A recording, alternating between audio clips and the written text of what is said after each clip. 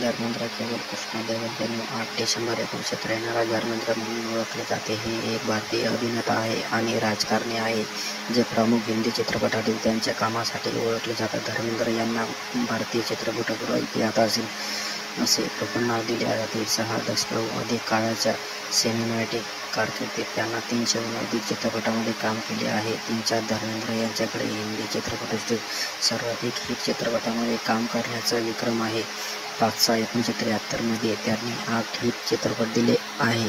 1978 मध्ये धर्मेंद्र यांनी एकाच वर्षात सलग 7 हिट आणि 9 यशस्वी चित्रपट दिले, जे अजूनही हिंदी चित्रपटसृष्टीत इतिहास विक्रम आहे. 2012 मध्ये त्यांना भारताचा 3रा सर्वोच्च नागरी सन्मान पद्मभूषण सन्मानित करण्यात. धर्मेंद्र यांनी 1960 मध्ये दिल भी तेरा हम भी तेरे या चित्रपटातून पदार्पण केले. 1960च्या दशकात मध्यमार्गी मिलन तिबिला फुल पत्थर काळात त्यांनी अधिक स्टारडम मिळवले. हिंदी चित्रपटातील त्यांच्या अनेक ऑन-स्क्रीन भूमिकेसाठी त्यांना भारतात ही-मॅन म्हणून सन्मानित केले. अनेक यशस्वी हिंदी चित्रपटांमध्ये त्यांनी सातत्याने भूमिका केल्या, जसे की आंखों के शिकार, आया सावन, झुमके, रसिया, भाटिया, गुलामी, हुकूमत या प्रतिज्ञा. तसेच त्यांच्या काही प्रशंसित परफॉर्मन्समध्ये अनफत, बंदिनी, हकीकतला मजा, मस्जिद यांनी समावेश आहे. सत्य काम तैयार, जमाना, अभी रेशम की डोरी, चुपके चुपके, दिल के धड़कने, गजब 2, दिहानिशा आणि आता 1990च्या दशकामध्ये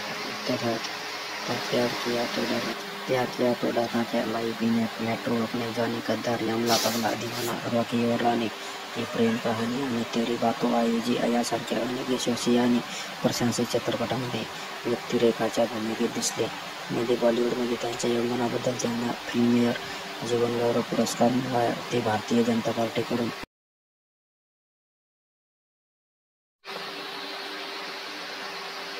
धर्मेंद्र यांची प्रकृती गेल्या काही दिवसांपासून खालावली होती, त्यामुळे त्यांना मुंबईतल्या खासगी हॉस्पिटलमध्ये दाखल करण्यात आलं होतं.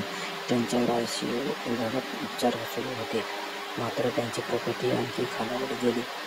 त्यांना श्वासाचा त्रास जाणवत होता, त्यामुळे त्यांना लाईफ सपोर्टवर म्हणजेच व्हेंटिलेटरवर शिफ्ट करण्यात आलं होतं. काल सायंकाळपासून त्यांचे कुटुंबीय मित्रमंडळी रुग्णालयात भेटीसाठी येत होते. अभिनेता शाहरुख खान, सलमान खान देखील ब्रीच कँडी हॉस्पिटलमध्ये भेटीसाठी आल्याचं पाहायला मिळत होतं. शेवटच्या क्षणी संपूर्ण कुटुंबीय होतं सोबत. धर्मेंद्र यांच्या शेवटच्या क्षणी त्यांचं संपूर्ण कुटुंब त्यांच्यासोबत होतं.